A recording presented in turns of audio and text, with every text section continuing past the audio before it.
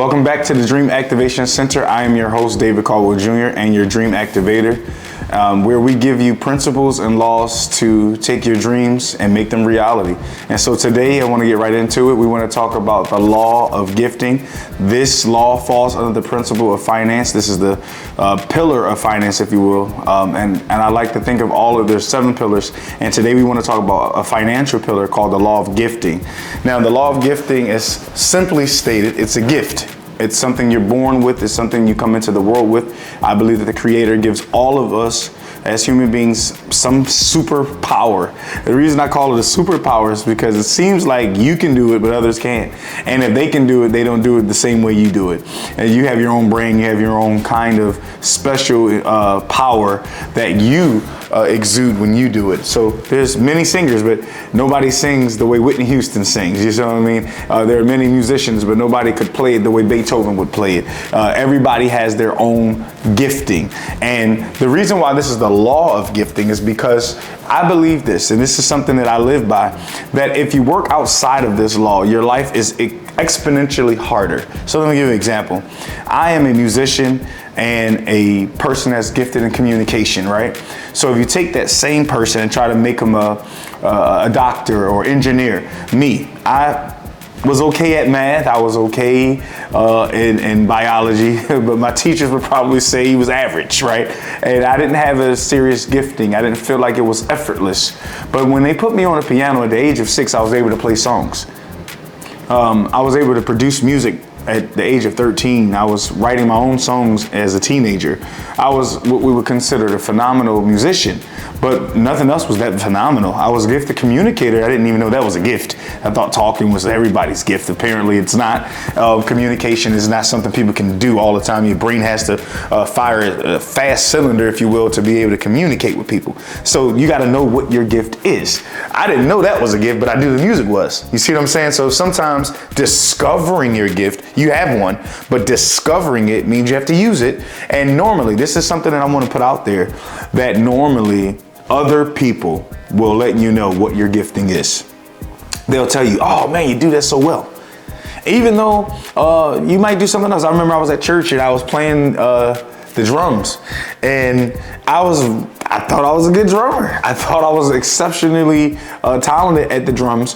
But when I came off the drums, I asked a good friend of mine, I said, hey, how did I do? You know, and he was just like, you know, you're all right on the drums, but I really like you on the organ. And it made me feel some type of way at first because I was only a teenager. I was maybe 12, and I was having this juggling match between, am I going to be a drummer or, you know, an organist, pianist, keyboard player, producer, whatever. And I realized something. I realized that at that age, I had strengths and weaknesses. And so right away, I want you to think about your dream, right? And I want to think about something, because sometimes we think our dream is good because it lines up with what we like. But I want to also, it should line up also with your gift. It should line up also with the thing that you do effortlessly with minimum effort. There's a scripture in the Bible, and I like this because it's a very powerful scripture. It's a very popular one. It says a man's gift makes room for him. The reason why I like this scripture is because it doesn't matter if you go to church or not. If you are working in your gift, you know, Michael Jordan, LeBron James, Tiger Woods, Oprah Winfrey, they figured out what they did good and they mastered it to a place where we know their names and can associate what they do. So all I had to do was call their name, and you thought, when I said Michael Jordan, right away basketball. I said Tiger Woods, you thought about, you know, him, you know, being a golf savant. You think of Oprah Winfrey being a mega communicator. All right, these people have mastered their talents, and so I want to help you go through a few phases. Now, the law of gifting has a few phases. The first thing is the discovery. We talked about that. And then when you discover who you are, that's where it starts, right? Because if you don't know what your gift is, and most people start there. I know a lot of adults that are still like, I don't know why I'm here, Dave. You know, that's a troubling thing. And that's just why I started. The first principle I started with was with the law of the Creator. Why? Because you got to go back to him to find out who you are. The manufacturer knows better about his design, the strength and weaknesses of that design, what that thing is meant to do, right? So birds, their strength is flying. That's their gift. But their weakness is swimming. They don't want to go in there. You know, they might grab something out the water right quick, but they ain't going in there. But you take a fish, reverse it. Their strength is in the water, but don't take them out. And so you have to understand that the first thing with your gifting is that you have to know what it is. You have to discover it. It's not that you have to learn it.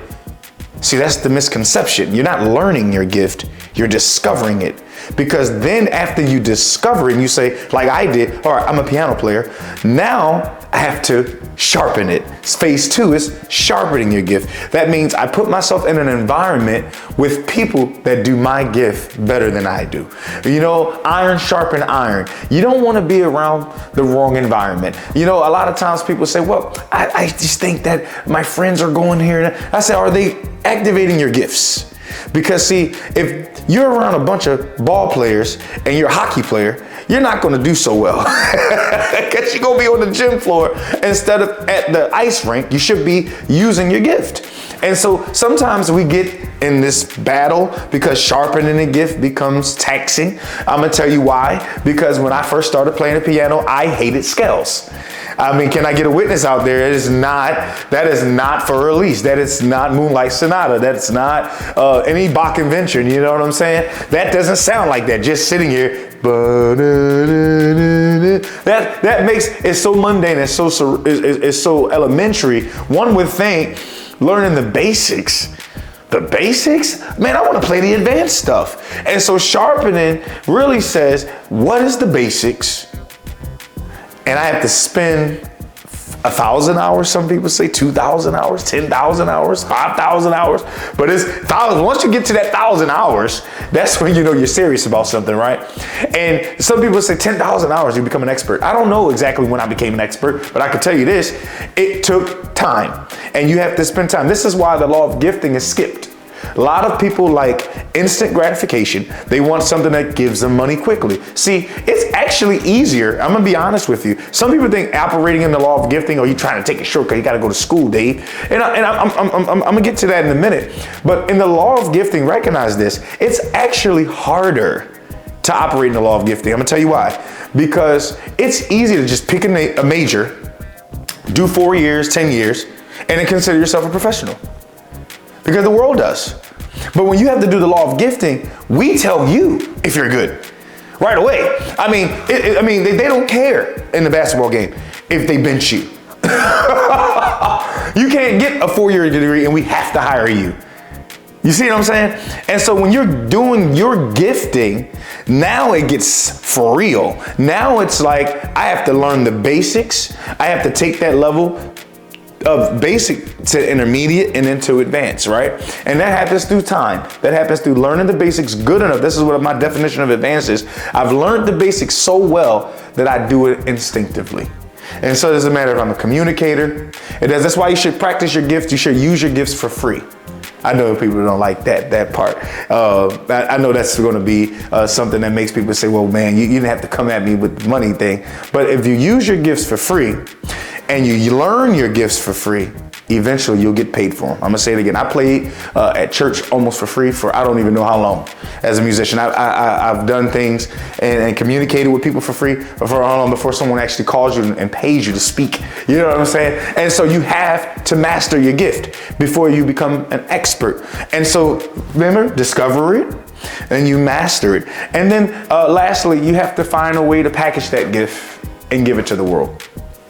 Whether it's in a book, whether it's in a course, whether it's in a company, whatever that gift might be. You might be someone that's great at creating janitorial cleaning products or something like that. And you might say, people say, you're a janitor, that's a job that most people wouldn't necessarily desire, but you have a gift for it and you make products that clean things better than everybody else. And you take that product and you manufacture that product and you produce that product and you reproduce that product, and that product makes you a wealthy person. Because see, what we're trying to do at the Dream Activation Center is get you out of the rat race, right? Everybody's running in the area of working for someone else or not working in their gifting, because you can work for someone else and be very powerful, but it's very difficult to pass down an empire that you don't own. So I always push people to entrepreneurship, but I understand partners make good money too. You know what I mean? I'm not going to tell you not to do that if that's your gifting, but I also believe that you should teach your kids that I can't give you this part. So give them the wisdom, give them the understanding, but recognize this. If I build a company If I build something and it's my company and it's the gift that I used, then I can pass that to my children. See, I like that. I like the idea that I built a company with my gifts, because here's something I've noticed. The majority of gifts are passed down through the parents. It's what we like to say hereditary. It comes or inherited gift. And so my children are musically inclined because me and my wife are musically inclined. So I'm not surprised if they say, Dad, I want to go to this school that does music or whatever. And so I want to say something. I mentioned college earlier, or education, and I'm pro education. As I've always said, I think education is good as long as you're not paying an arm and a leg to get it. I do believe that you should get as many scholarships. I think it should be as free as possible, because I still believe that education is no good if you're outside of the gift that God has put you on the earth to do. See, you come to the earth to serve people. And a lot of people think their goal is to be served. And so education is great if it's helping you learn that gift that's in you and sharpening it. So if you're a school teacher and that's your gift, and then you go to school for education, you hit it. You got it. Because now you might end up owning a school, starting your own school. You don't know how far they get. Because see, there's levels. Remember I talked about basic, intermediate, advanced. There's levels to every gifting. That's why people say, you can't make money as a teacher. I say, you better talk to the right teachers. You're not talking to the right people. You can make money in every gift. You have to learn how to maximize it. And so educate yourselves. Go to, if college is where you need to be, especially if your gifting is board certified or state certified gifts. You know, a doctor has to be state certified. Nurses have to be state certified. You know, my wife is also a nurse. She can't just walk into a different state and start working. You know what I'm saying? So you have to have that. But understand this, the law of gifting is extremely powerful. Let me tell you why. It will bring you before great people. It will make room for you. You might not have known certain people, but because you worked in the area that the Creator designed you to work in, now you're fruitful. Listen, I want you to tell your kids about this podcast. I want you to like, share, subscribe, get people back in their gifting. You know what? You might have gave up on your gift. There's a parable in the Bible. I love this parable. Jesus says there's a man that had 1 talent, 2 talents. He gave three men 1, 2, and 5, right? These are talents. Now, talents is unit of measurement of money. But I often think of talent and gifting, interchangeable, because they're value. It's just about a value. And the one thing about the one that had 1 talent, he thought his 1 talent was not valuable. Is that you today? Do you think there's something that God gave you? And I find myself doing this sometimes, and I think I want to try to help people and aid people all out there in the world. Do you find yourself feeling like, I'm not talented, I'm not valuable? I believe that that's a lie. I don't know where that lie came in at, but see, I think that you are valuable and you are talented. I'm not just trying to say this just because I'm trying to, get likes or subscribers. No. I really believe inherently in my heart that every human being comes to this earth with superpowers. That you, and not only do I want you to do your gift, we, collective humans, need your gift. We need Bill Gates. We need Steve Jobs.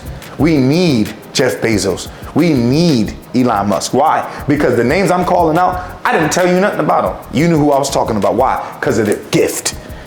Because of what they gave to the world.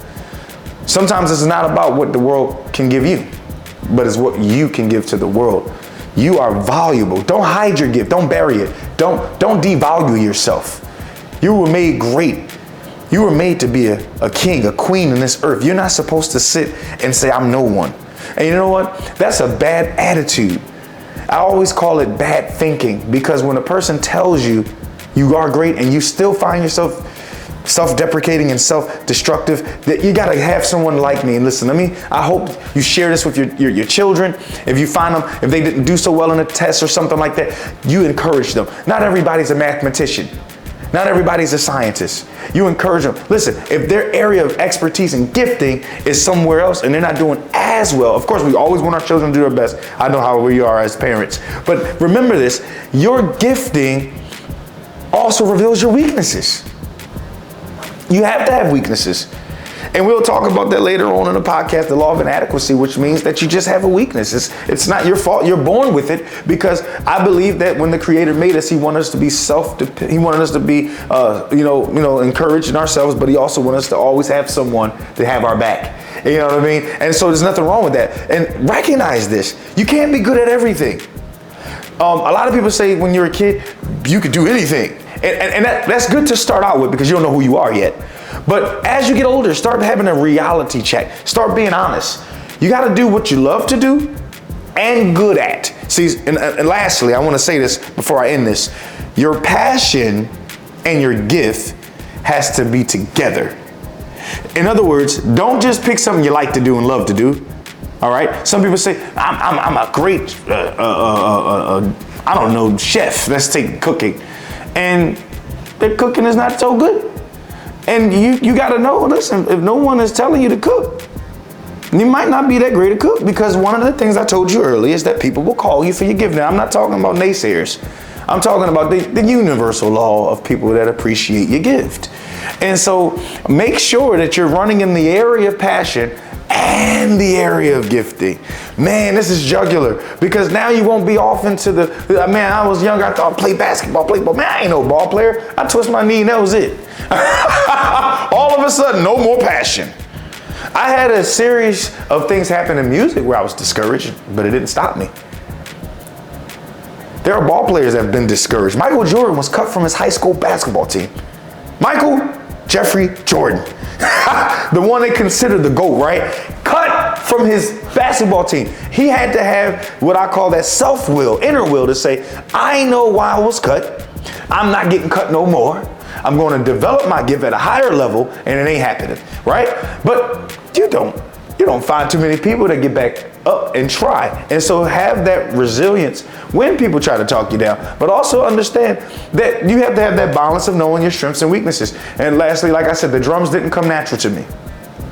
Not like the music playing the piano did. Anyone that knew me when I grew up, I played the piano since I was in elementary school. Drums, I was okay, but man, that piano that was my thing. And so, I want you to be encouraged today. I want you to share this podcast. I want you to like it.